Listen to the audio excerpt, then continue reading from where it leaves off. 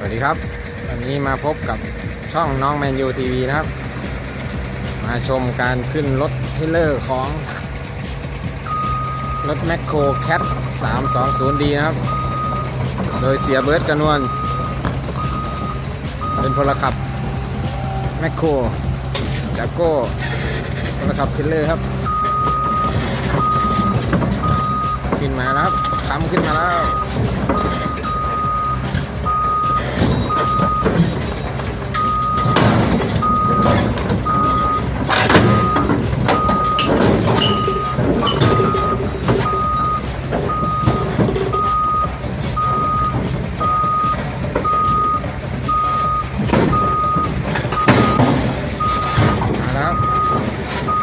เสียวมากเสียเบิร์ดส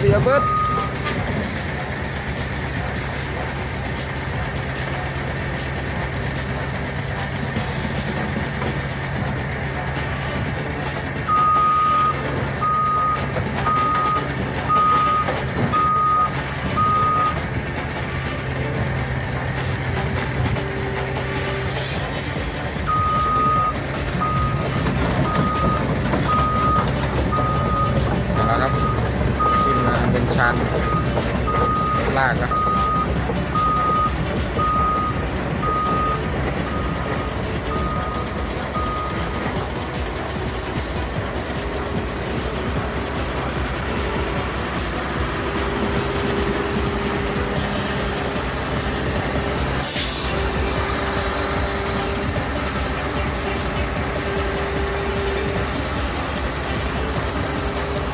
เรียบร้อยครับ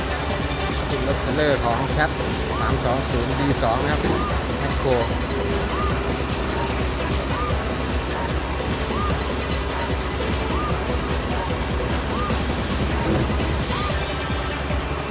สำหรับคลิปนี้ก็ลาไปก่อนนะครับพบกันใหม่คลิปหน้านะครับสวัสดีครับ